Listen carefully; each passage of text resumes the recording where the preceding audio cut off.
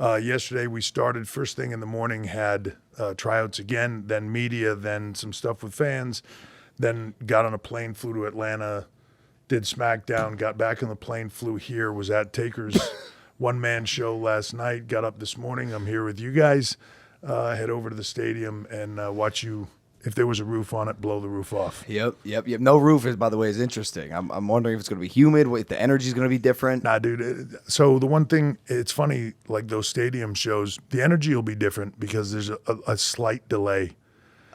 As weird as it sounds, it's not really that far away, but there's a slight delay. So when you do something, there'll be like a gap and then a reaction. Interesting. Right? It'll be slightly different, and the sound a lot of times goes up. So smaller venues, like one of the loudest arenas for me in the country is Chicago, is Allstate Arena. It used to be called the Rosemont Horizon. I've been in that place. I can recall distinctly in like late 98, 99, wrestling Austin in that building. It was right after Sean got injured. Austin had just become champ. He was crazy over.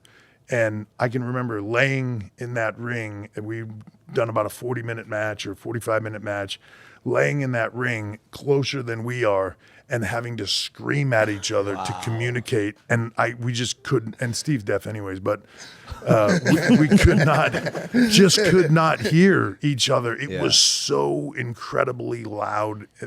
So buildings like that where it's tight and the roof is small and it's got a wooden roof. It's made acoustically well. Yeah.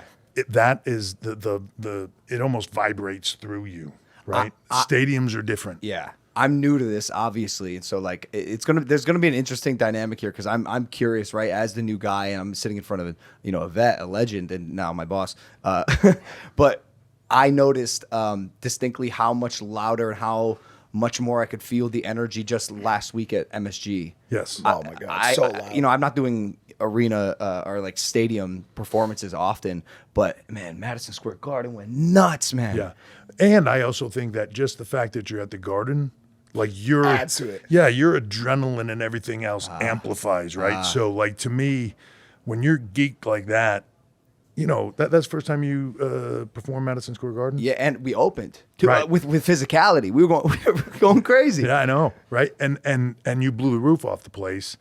But and let me just say this to you, to your credit, right? And Mrs. The Garden is probably the most jaded arena in the world, right? They are like, we used to say back in the day sometimes, like, God, I mean, you got to cut somebody's head off with a chainsaw in this joint to get them to care, right? They've seen it all. Inside and outside the Garden. From Bruno to Hogan to Cena to Rock to Austin to just everything, right? Yeah. And they've seen it all, they've done it all, and that's the place where, like, if you get them at the Garden, you got it. Yeah. And you got them at the Garden, dude. Thanks, so man. hats off. So Thanks. Nashville's roofless. It's roofless. It's Nissan Stadium. So you've performed, actually, just to remind you, at a roofless stadium before. You with fought a really small boxer by the name of Floyd Mayweather in a roofless stadium. I remember it was pouring rain. It just the fandom is different.